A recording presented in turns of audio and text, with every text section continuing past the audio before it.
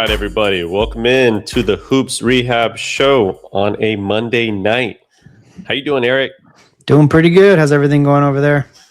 It's good. We got, Sunday was a little rough day for the Lakers, but other than that, if you asked me last night, it'd be a different story, I guess. But I know how you're feeling. But we got a lot to get into today. We're going to go over Lakers, Boston, kind of recap that game, kind of talk about the future of both squads there. Then we're going to get into some MVP front runners to see who do you think is actually going to be MVP of this league this year. And we got some injuries to cover around the league we'll get to towards the end of the show. But as always, everybody, if you're watching this on YouTube, hit that like button, hit the subscribe button, follow all the Hoops Rehab team content. You can also find us on Instagram at the Hoops Rehab Show. And we're available wherever you get your podcast. So if you're listening to Apple, listen to Spotify, just search the Hoops Rehab Show. Please follow subscribe to the show, and then also rate and comment. All right, Eric, ready to get this show cracking here? Let's get it. Got a few things to cover. So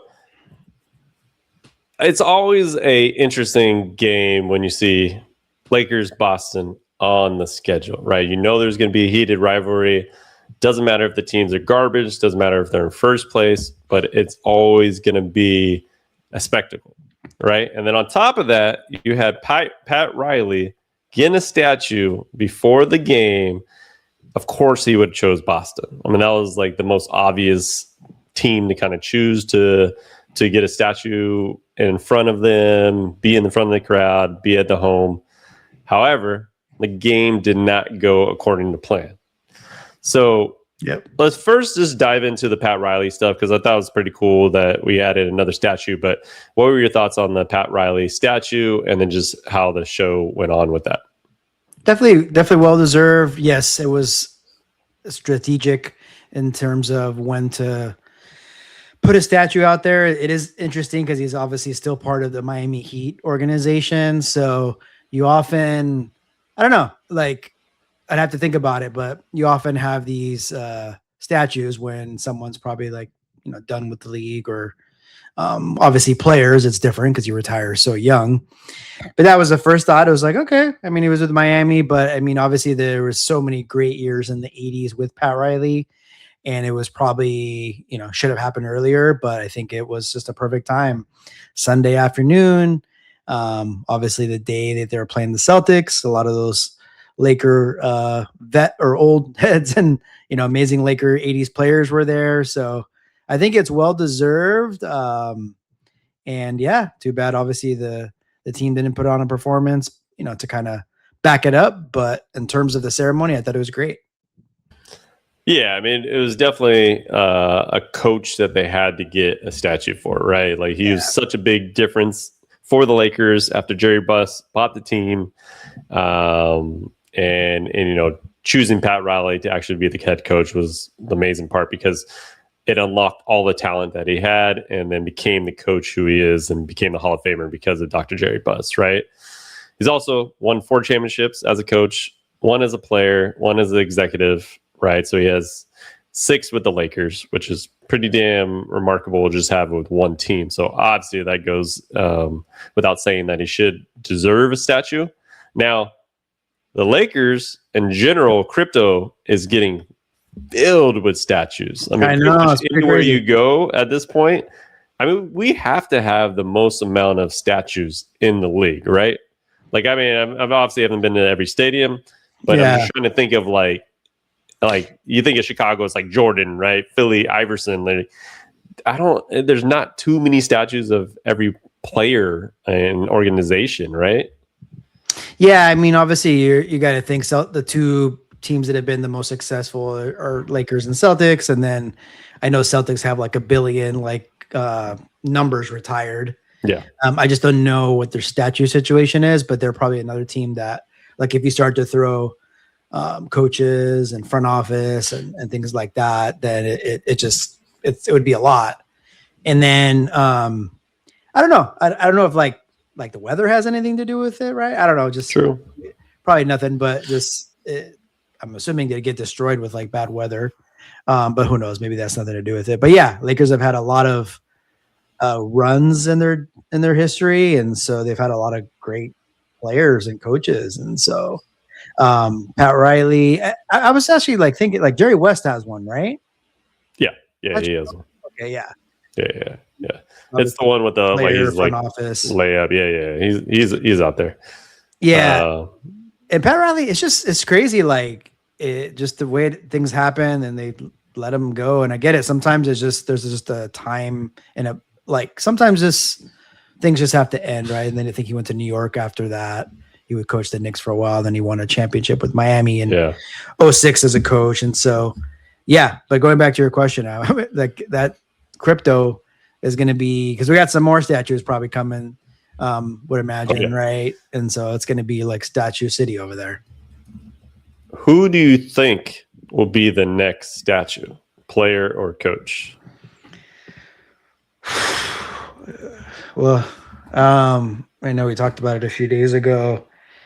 So Phil Jackson does not have one, right? No, he does not. Yeah. So if we moved into coaches now, right? With that, with Pat Riley. And so if Pat Riley has one, Phil Jackson, 5 championships. I know he did a lot with Chicago, obviously. So but same as Pat Riley, he's done things with different teams. It's just that Lakers were first. For Phil, it was Bulls were first. So I would say he's the next one. I'm just thinking of like players, there's players that are going to have jerseys retired, or like a Gasol, right? He had his jersey number retired, but he's not going to have a statue, right? I think so Kareem, Matt and Magic, obviously Kobe. So I would say Phil Jackson would have to be the. Shaq has one. Yeah. Has Shaq, one. Those are the players, right? It's Kareem, Magic, Jerry West, Shaq. Am I missing somebody right now? Yeah. I mean, like James Worthy doesn't have one, right? James Worthy doesn't have one, right? I mean, then you get into like the whole Showtime, Lakers. Elgin Baylor has one, I guess. Yeah, Elgin Baylor. Yeah. Yeah, because you know, obviously James Worthy is a great Laker, top 75 player, but yeah, I think same as Gasol, right? I think it's just there's levels to statues. Yeah. What about you? And is there a current player that's going to get a statue out there? Oh man, here we go. You're asking me if LeBron is going to get a statue in LA. I didn't say LeBron, but I mean, hey, we could take it that way. Oh, well, I mean, Luka has a lot to prove. Luka has a long way to go with LA to get a statue. But I think LeBron will be interesting. Because Lakers are going to be his longest continuous tenured team. That's going to be interesting. However, he's won one championship, right? So I think it'd be hard pressed to give him a statue. Because usually if you think about the Lakers that have gotten statues, Magic, diehard from Laker from the get-go, right? Jerry West, Laker from the get-go. Kareem, yes, he came from Milwaukee, but he won all his titles with the Lakers, right? So except for the first, he did one with Milwaukee, but it's just like you remember Kareem as a Laker, you don't remember him as a Buck. I feel like you remember LeBron as a Cav, Miami Heat, versus yes, I remember him as a Laker, but I don't think it's the same value because he's won one championship with the Lakers, even though he only won one with Cleveland too, right? So it's give or take, that is just one. I don't know. That's a hard pressed one. I would have to say no right now. Yeah, I was just looking at it if all the players have won championships, and surprisingly no. So Elgin Baylor was 0-8 in the NBA Finals. So he never got one with Jerry West and Phil. And Pat Riley, right? So he didn't get the one then. The year that they won it, he retired 8 games into the season. That's right. And that was the year that they won 30-something in a row. I was just reading. Wait, so that doesn't count if you retire in the season. You're not considered part of the team, huh? Yeah, maybe 8. Yeah, and then maybe things are different. Obviously now you see teams are you get rings for if you get traded at the deadline for like both teams or some weird thing like that. But so he was 0 for 8 in the 60s, and then 1970. 14-year career. He was obviously he was a 10-time All-NBA first team selection. He was like a really, really great player. He went to the finals 8 times, right? I mean, that 60s essentially Laker team went to the finals all the time against the Boston team, right? Mm-hmm. So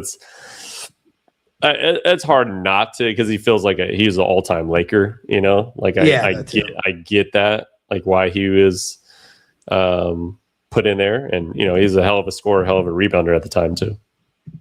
Oh yeah. I think he has the stats, and obviously we know for sure, that LeBron. I mean, it's just for his career, it's well deserved, and for in Cleveland, absolutely, he should get a statue. Yeah, maybe even Miami. Maybe even Miami. Yeah. I don't know.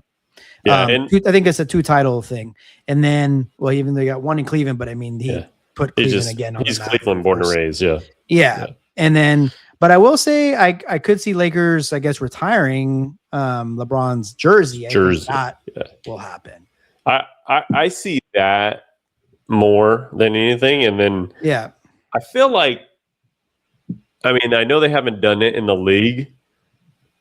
And, it's been talked about before, but retiring Jordan's number, right? The 23. I know. I feel like the 23 should start with Jordan and end with LeBron. Like, I feel like when they get out, I don't know if you do a dual type of, league wide, 23's retired, Michael Jordan and LeBron, they're neck to neck in the GOAT conversation. I feel like that should be like no other player should wear 23 at that point. Like, it's been talked about. I think that's a good way to kind of do it that way. And I can see the Lakers, Cleveland, Miami kind of all retiring his jersey, and then essentially that would just be the whole league at that point. I think that would make a lot of sense to me. Yeah, I think they'll honor it. I think he was number 6 with Miami, so that's why I was like number 6 or 23. True. I think I want to say the Heat may have already retired just the number 23 in general. There was a couple of teams that have done that. And then obviously he was number 6 on the Lakers a couple of times too. Right? He was 6 for the beginning, and then remember him in 80. 80 was going to go. He was at 3, and then 80 wanted 23. It was all that kind of back and forth, and then LeBron just kind of went back to 23. But he was 6 for the first couple of years. Yeah, and I think he was all 4 years with Miami at number 6, I believe. Yeah, that's true. Yeah, that throws a little wrinkle into it, I guess. I don't know. I remember LeBron as 23. Yeah, I mean most of his years, majority of his years were 23. You could do the 6 and the 23, like Kobe 24 and 8, right? True. You know, something like that for the Lakers. Yeah. And then obviously Heat will just do number 6, and then I want to say they may have 23 retired already, but who knows? Yeah. But yeah, I mean, nonetheless, it was well deserved, and it was cool. Like, it's been years, right? And you never know how the relationship was. And like I said, things don't always end gracefully. And it unfortunately was not that great. It felt like, at least reported, with Jerry West and the Lakers, and that'll never be mended, of course. But yeah, I'm glad that they kind of did that for him. Yeah, it was awesome. Now, that's probably the best part of the game. Now let's get to the nitty gritty. The Lakers, Celtics, how the Lakers looked, how the Celtics looked. But from the get-go, I felt that Celtics came out with a mission to kind of prove to, because it's supposed to be the Sunday night game on NBC, right? We're getting close to the end of the season and kind of showing who you are as a team. The Celtics completely manhandled the Lakers, especially in the second half. Defensive ability, every time they're scrapping at the ball. Like they're always poking at the ball. You can see guys are riding guys throughout screens, staying with their man throughout screens. Super aggressive team on defense. I think they're number 8 in defensive efficiency, but they give up the second least amount of points in the league too. So they're a pretty damn good defensive team, and they proved that on Sunday. Eric, what did you think about that?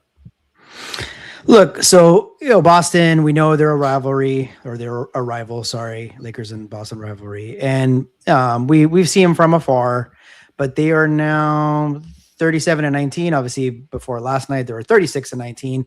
We knew that they were having a real successful season, overachieving type of year.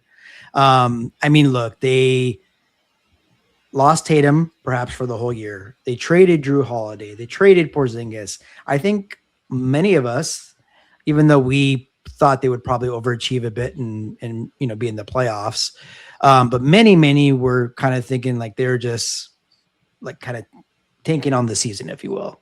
Not necessarily tanking, but calling it what it is, right? Let's get younger. Let's shed off some of the salary. Tatum's going to be out probably all year anyways.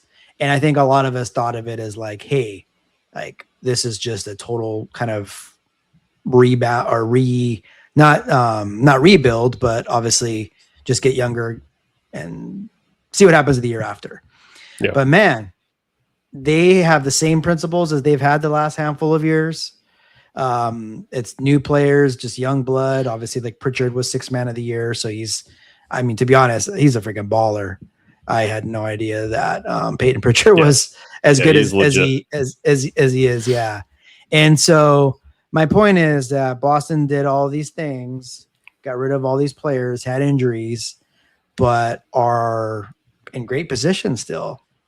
And they showed that this team is, someone to be reckoned with. Like they have championship DNA, they have experience, and they don't take possessions off. I know it's so easy to say it, like, hey, just play hard every possession, but they literally do, kind of like the Thunder, kind of like San Antonio right now. And you got to give Brown, right, a lot of credit. He's having like that Scottie Pippen year when Jordan retired, right? When he was like an MVP candidate. And I mean, I don't know what else to say. I mean, you guys saw the game last night. We're going to get into it a bit, but it was total domination. Yeah. I mean, let's be honest. Boston started a player named Baylor Shireman. I was going to get into the players' names. I really wanted to get into that, by the way. I love basketball. I love the NBA. I feel like I'm a student of the game. I know every player, and I'll be damned when I saw Baylor Shireman come in the game as a starter. I didn't really know who he was, and I mean that is I'm not trying to disrespect the guy, but that's the type of players that Boston is playing with right now. And Joe Mazzulla is doing. I mean, honestly, wonders. There's some good coaches out there, but he's a damn near coach of the year, in my opinion, based on what he was dealt. They're trading away 2 of their best players, Porzingis and Holiday. You had Tatum go down with the Achilles. You know that you're going to have Brown and Pritchard, and that's about it. And he's done a tremendous job to keep his team afloat. Not only are they afloat, but they're a top team in the East, and they're possibly going to get Tatum back, right? So this team could be a damn wrecking ball when you get into the playoffs. Oh yeah, there's a lot to it, and I know we're gonna start talking about it in a bit here. How, like, obviously Lakers, you got to have the talent. They just don't have like the players. But as you mentioned, you go to the Celtics roster, and they're not household names to us, right? But you're like, okay, Jaylen Brown, I'll give you. Derek White has been amazing, and then you start to get into your Peyton Pritchards, which is really good. Jordan Walsh. My man Nemius Quota, the center. Oh yeah, Sam he's been balling too. Yeah. Sam Hugo Gonzalez. I mean, and then Baylor Shireman. Like, let's be honest. If Lakers had Baylor Shireman, we'd be killing them all the time. Oh yeah. But they just right now they got a really good franchise, right? Organization, like from top to bottom, they're doing something right. Obviously, player development, coaching, and so it's crazy to see. Yeah, I mean, and as a Laker fan, me to say, hey, like, I'm appreciating what the Celtics is doing is hard to do. It's a tough pill to swallow, but man, when you got a team that plays that hard every single night, And that's my problem with the Lakers right now. They do not play hard every single night. And I won't even say most nights they play hard, right? So there's games that are going to win offensively because they're just so damn talented on offense with the 3 stars that they have. But there's going to be games like this where you know you're going to get outplayed basically on all the hustle plays, all the defensive plays, and there's nothing you can kind of do about it. Lakers are the only team in the league right now that is above 500, obviously in the playoffs, that have a negative point differential. The only team that's above 500. And somehow the Lakers are 12 games above 500 being that. So we've, gone 66 games at this point? Or what are they at? 20, 34? Yeah, 66 games. 66. We know what they are made out of, right? I don't think they're going to be a defensive juggernaut. There's no indication that has said Lakers are going to get better at this defensive stuff. They're number 23 in defensive efficiency. And when you look at who's down there, Eric, you got Milwaukee, you got Portland, you got Indiana, you got Chicago, you got Brooklyn, New Orleans, Washington, Sacramento, Utah. The only other team that is down there with the Lakers is Denver. And that is shocking. However, Denver's had one of those type of years too, where it's like they may be good at times, but defensively, they are just not the team that will probably win a championship because they can't lock down on defense. Oh yeah, and plus, Aaron Gordon is. Aaron Gordon has been out almost all season. True. They obviously KCP wasn't there last year either, but those kind of players that were there during the championship run are not there, and so I think Aaron Gordon being a big one. But yes, Lakers. I mean, we talked about like giving it their all in every possession. Now, you think it's a combo of things? So do you think it's like not really giving it their all every possession, or is it the personnel? And I'm talking about the big 3. And what I mean by the big 3, what I mean by it is a 41-year-old player, LeBron, right? Luka, who, I mean, we cannot take away what he has obviously meant to this team, and he's our newest and obviously superstar. Like that's going to take us hopefully to a championship, but we know him on the defensive side. And then Austin Reaves, who I can't sit here and tell you Austin Reaves takes plays off. I really don't think that's like in his DNA. No. But he's obviously, we're going to get into it. Like, I mean, talk about just an amazing story. I mean, we've been talking about him possibly being the best undrafted player ever. Yeah. But he's, not super athletic when these teams kind of like Boston, OKC, these teams that kind of are real tough in the perimeter, he's not as good, right? And so maybe that's for any team, but I mean, I don't know. Do you think it starts with that? Yeah, I think it's definitely a personnel issue. When you look at the lineup that the Lakers kind of threw out there, starting lineup of AR, LeBron, Luka, and DeAndre Ayton, right? Yeah, those 4 are really not known as of right now, especially LeBron at his age, as stop defenders, lockdown defenders, can change a game on two-way players, right? LeBron was a two-way player. He's not anymore. He still can make a block. He still can play defensive possessions that it does well, but there's going to be possessions where he's going to take some time off, essentially, right? Like he's not going to rotate. He's not going to guard a guy at the 3-point line, right? That's going to happen. Then on top of that, you have Luka. Love Luka, but I did tweet out yesterday. I get what Luka has done his whole career. And there is a play in the first half where he shoots a 3, he makes it, felt like he got fouled, sat on the floor, complained to the ref. His guy, Hugo Gonzalez, runs down the court and pretty much gives an open layup. And then you give up 2 points just like that. Right. It happened again on another possession. He's complaining. And we know that we've seen this in Dallas. We've seen this throughout his career, but you can't give up plays like that. And I think that is it gives negative energy to the team. It also gives negative energy to you on the defensive end. Right. So I think I don't know if we're ever going to change that because that's just who he is. but he has to do a better job of when to do those type of things and know that can affect a game as easily as they did yesterday. Yeah, no, he's kind of is who he is, and I think it's also with Luka in terms of how that goes. It's like there's a time and place for it, right? They were struggling all day long yesterday, but there was times where they were down like 7-9, and it's like when it's like that, it's going to go one way or the other. And so if he has that lapse in judgment and it goes from 9-11 versus 9-7, I mean, that's such a big difference. It's a momentum thing. It's 4 points, and the Lakers are not good enough defensively to give up things like that. Yeah, totally. And so they've done a nice job as of late, kind of mixing in a little bit of zone with some man and kind of making it a little bit confusing for teams. And it's going to like look okay through like a progression of a season, because you're going to have some of these bad teams you're going to play against. But when you play a team like Boston that could like shoot the lights out, right? It's like, right. It's not going to work. And so I think we saw that too. There's those teams that just hoist up threes and shoot them at a high clip and that type of defense, while you can mask some things with it. But in a series, for example, like that's going to get picked apart. Yeah.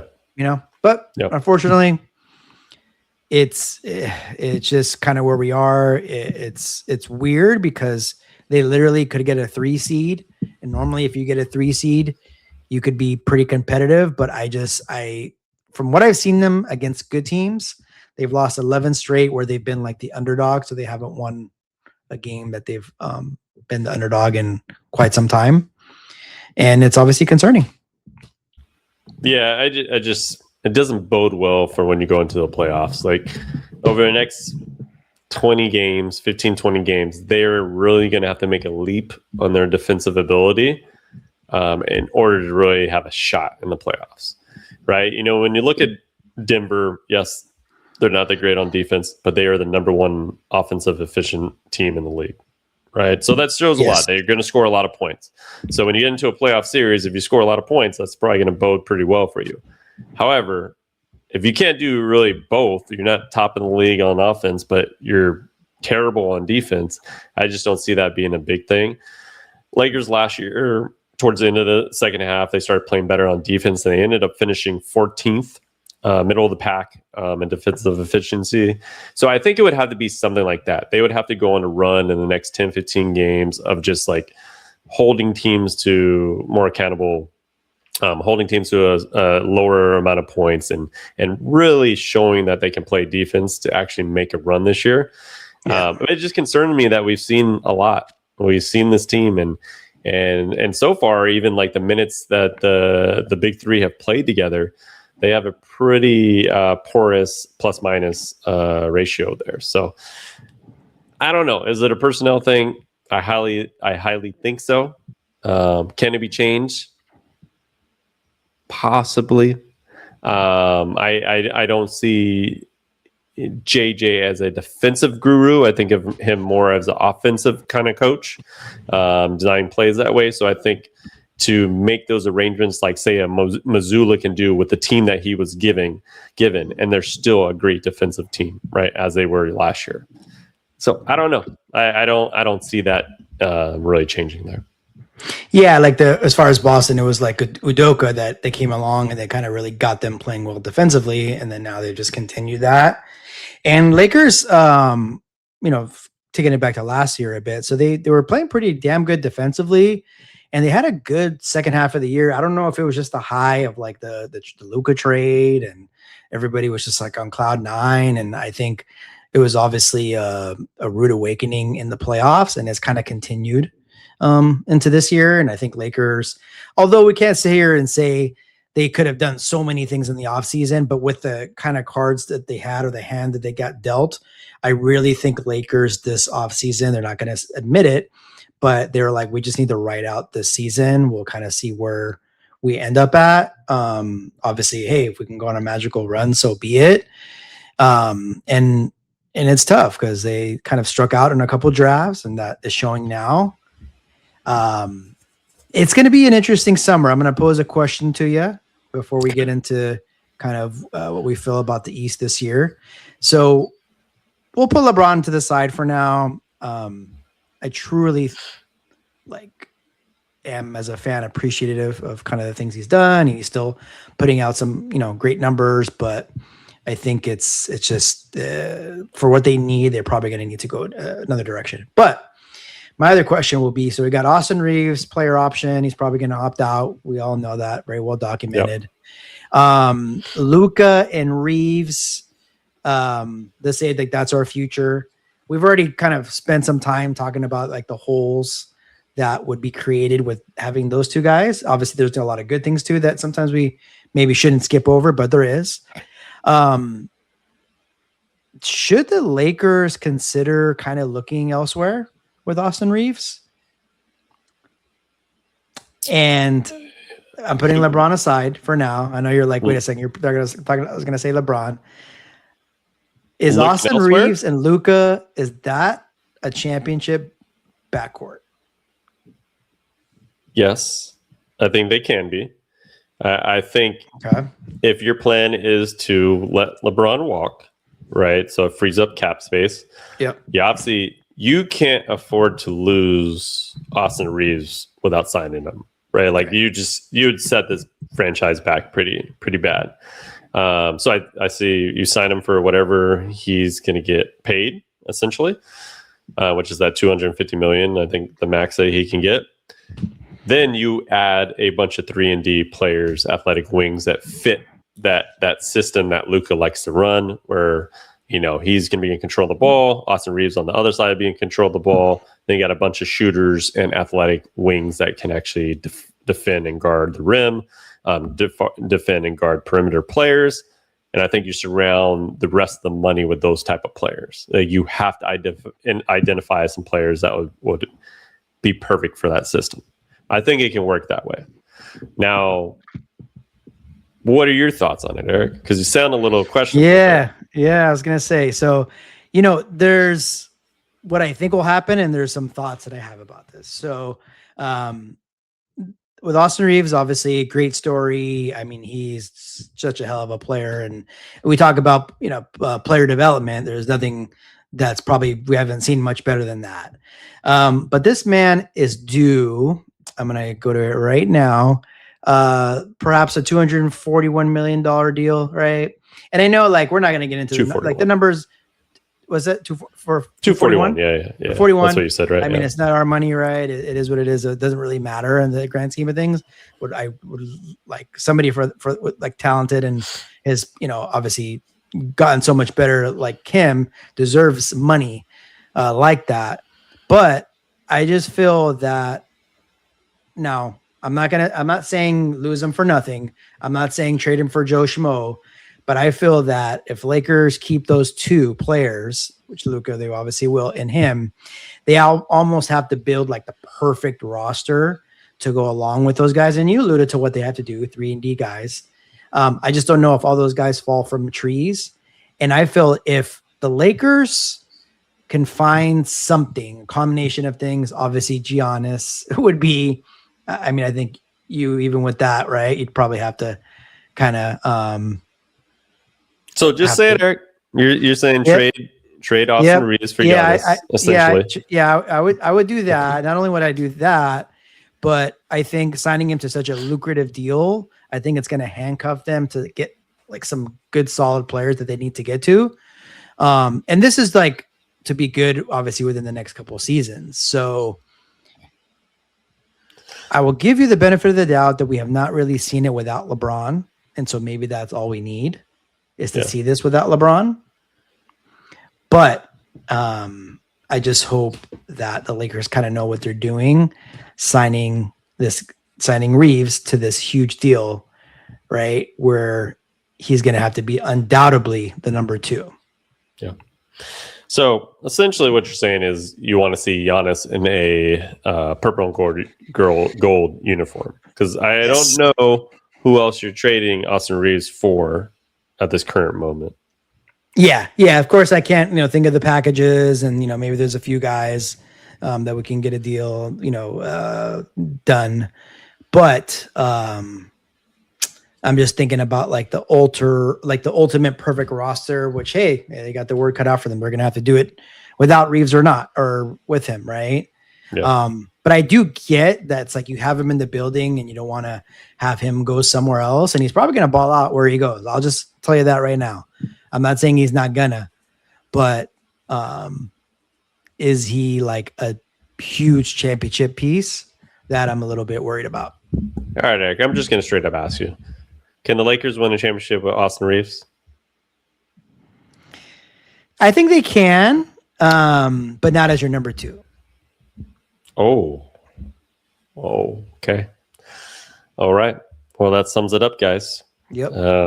So Eric's pretty much won Giannis in a purple and gold with Luka, which would be obviously what they're probably trying to do this year in the summer. I don't think their Lakers have really, all indication has said that they're trying to make a move at Giannis this summer, right?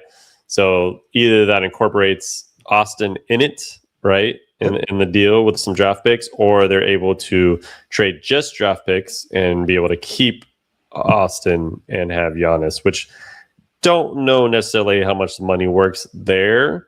Yeah. Would make more sense if probably Austin's in the deal and then they're able to use the rest of the money to kind of sign some other players. So it will be an interesting summer. But what are you going to say? Yeah, no, I mean he'd have to take a pay cut, and this is like he's at his like highest price point. I guess what I gotta say is I don't think he's gonna outplay his contract that he's got coming up. Yeah. And you hope that you get guys that outplay their contract, and I don't think he will. Right. And if I'm already thinking that, then let's find a different. I understand it. It doesn't work that way. Like, oh, let's find a different number. It's like sometimes it's black and white. This is what he's eligible for. This is what he's going to make, right? And there's been some other guys that have been paid handsomely that probably you're like, what the hell, really? It's their time, and that's what the contract that they have in front of them is. But I just don't know if it's going to completely handcuff them going forward, and that's what I worry about. But we'll see. I mean, it's still got this season to play, and we'll see how that plays out.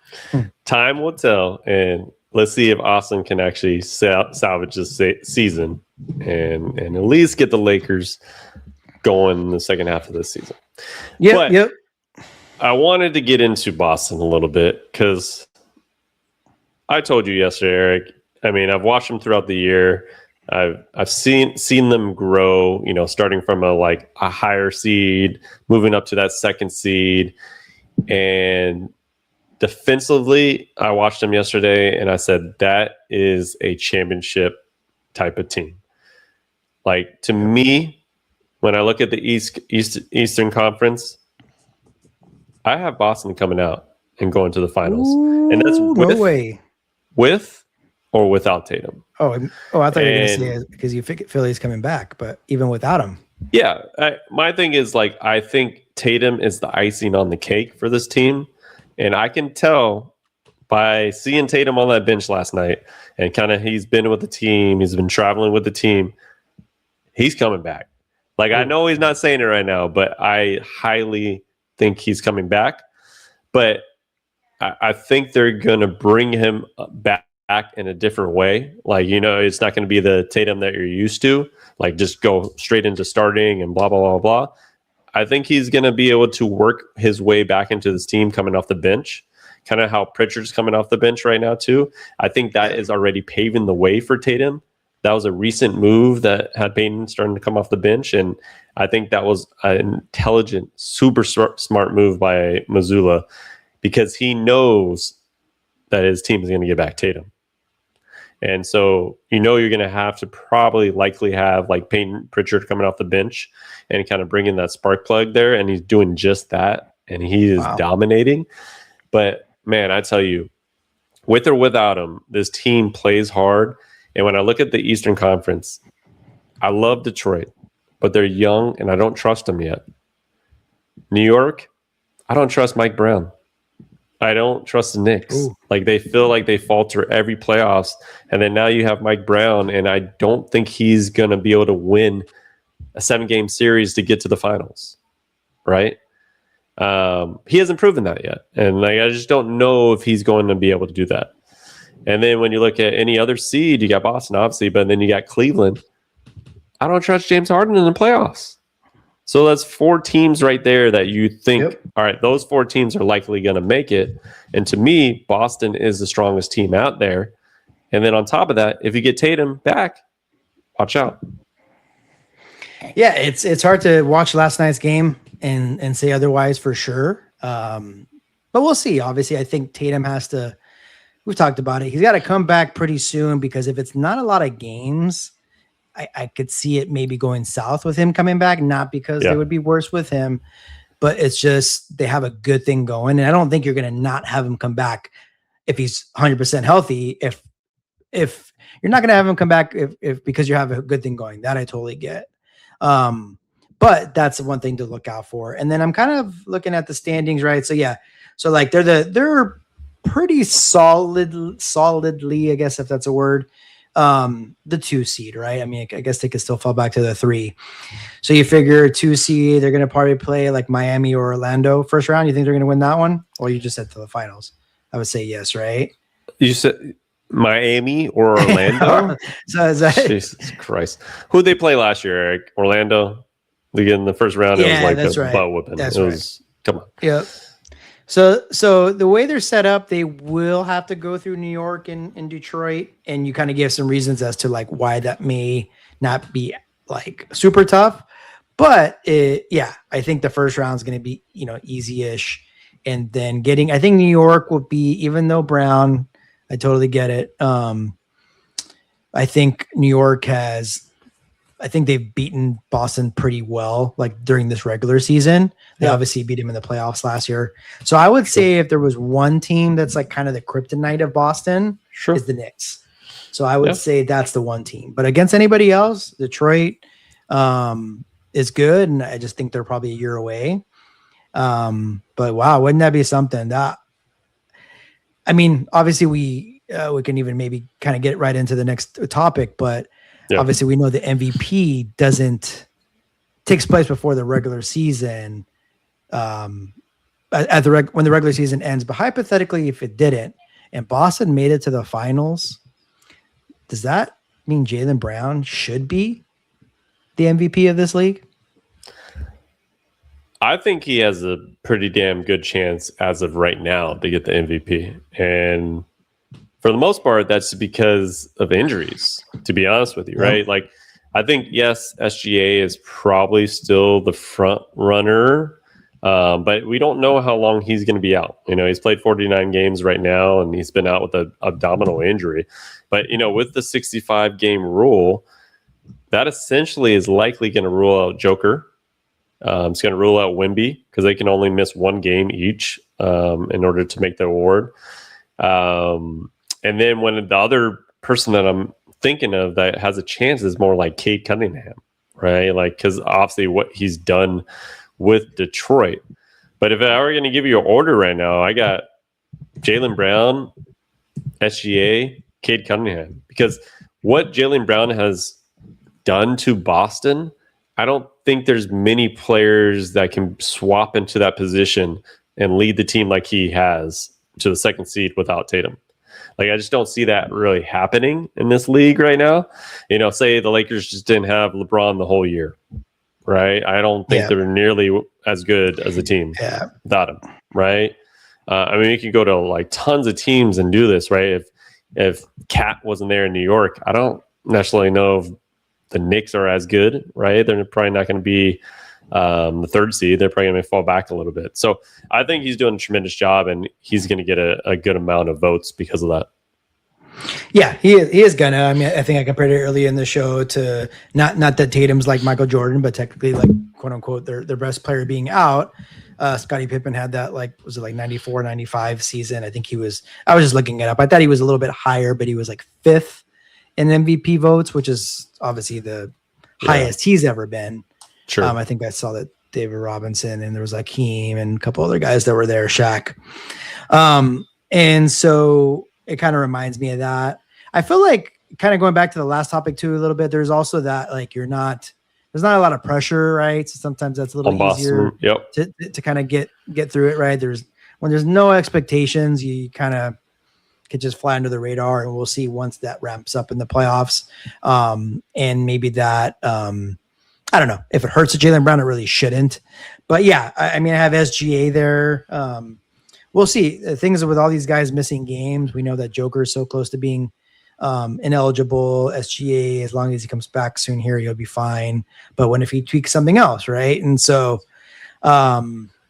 Luka, I guess you got to put up there, but I mean, all the stuff that we just talked about on the Lakers, I don't think they're going to be getting an MVP out of the season they're having.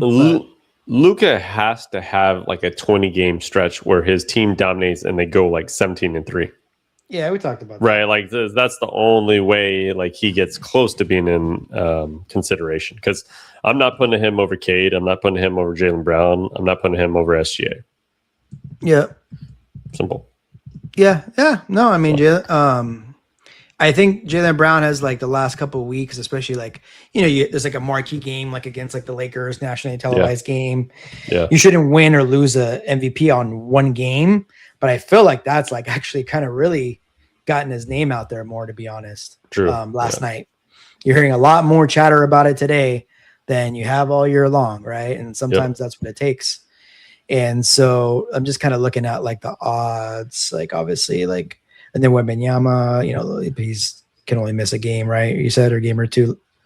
Yeah, I mean, I think on this odds they got right here, they got Jaylen Brown at plus 5,000, which I feel I just is a hell of a bet. Because they still got Joker up there so high, but there's no way Joker. I mean, he could not miss a game, but I'm saying there's a high chance that he maybe misses one or two. So I would take that bet in a heartbeat. It looks it kind of seems like they're thinking if all else fails, it's going to be maybe Cade Cunningham, which would be pretty crazy. Yeah. So that's kind of what it looks like. But I don't know if they have some matchups coming up at all, but that could factor in too. But into it. Yeah. Nonetheless, it's one of the more open MVP kind of conversations that we've had in a while. Yeah, it will be interesting. And I think they just need to get rid of that stupid ass rule of 65 games and just, I mean, obviously if a player's injured and they play 40 or 50 games, they're not going to be going for any of these awards. That's just obvious. So whether it's 60 or 65, you need to play. You'll know if a player has missed that many games, likely their team is not that good. Right, you don't see a team that's going to play 40-something games and their team is going to be first place. I highly doubt that, right? And that's, you're not going to give that person an MVP vote anyways. So I think they just need to get rid of it because it's affecting people's money and it's affecting how voters are going to vote. Yeah, they tried to obviously put that in for to keep players from sitting out and load management and all that, and so. And I think in most years, it probably wouldn't really be talked about a lot. But in a year like this year, where there's been some injuries, we're kind of realizing how dumb the rule is. And I would imagine that'll be changed. For sure. All right. So I wanted to kind of wrap up the show with some injuries around the league. Dylan Brooks of the Phoenix Suns went out yesterday with a left hand fracture. Looks like he avoided surgery, but fractures, especially in the hand, it's going to take 4 to 6 weeks in order for him to come back. The minimum of the 4 weeks. And I mean, luckily it's his left, right? It's not a shooting hand, but you don't really take much chances with this because you don't want to make the fracture worse. So likely he'll be coming back in, getting close to that playoff kind of crunch time, last 5-10 games of the season. And then you also have his partner in crime, Devin Booker, who's out at least a week with a hip flexor strain. So there's a soft tissue injury, right? So it's a little different, right? They'll likely reevaluate him in a week and see if he can get back onto the court. A lot of times when they say at least a week, that means it might be a little bit more than that because he needs to kind of ramp up and make sure he's not making it worse. And especially when you get towards the end of the season, you definitely don't want to risk that because then he can be out easily 4 to 6 weeks if he made it worse. Yeah, I mean, big injuries in Phoenix. Obviously, from a Lakers perspective or anybody else in the West, the one team that would maybe creep into the top 6 is Phoenix. They're at the 7. And so, Lakers, for example, could be a little bit of a benefactor. They play them on Thursday. And so I don't want to say this is going to all but take him out of it because, I mean, guys step up and things happen. But it's a definitely tough blow for Phoenix right now because they're really, I'm sure, like anybody else, would be trying to at least get to that 6 seed. And they may just be too injured to kind of hold on. And it may just put those top 6 by default, into the Western Conference playoffs until obviously the play-in is settled in. And so it kind of makes me think of like, we were just talking like so much conversation about the Lakers, and it's just like, of course, like coming up, they're going to, I would assume, handle business, right? They got like Orlando, they got Phoenix, who we just mentioned is all banged up, Golden State, Sacramento, New Orleans, right? And so could be a little bit of fool's gold there if they do kind of win 5-6 in a row, right? But not only is there's injuries, but it's actually kind of benefiting a team like the Lakers, like the Wolves, Denver, who's obviously fighting to stay in the top 6. Yeah. Everybody's banged up. You got to win a game. So fool's goal or not, they need to win like 5 or 6 in a row just to kind of get that momentum back on their side. If they keep winning a game, lose a game, win a game, lose a game, it just really not going to go well for the rest of the season. So hopefully they can get some magic, no pun intended, going tomorrow against Orlando. That'd be a good thing. But looks like Jalen Green, who's been out most of the year for Phoenix, will be the only healthy of the trio there. He's so back, hopefully right? he's back, but he's not really playing back-to-backs, and he's been playing like more limited minutes. But he did hit the game winner. Was it yesterday? Which is kind of cool up, but he shot like 6 for 26. Oh yes, so it was pretty rough game. Yeah, a couple of days ago. So it'll be interesting. That is your team going into the season, your little sleeper team, Eric, and they've been playing a hell of a season with some of the players that they have. Yeah, they kind of got like less was a little bit more for them, and they've kind of overachieved. Maybe they're falling back a little bit to kind of the means.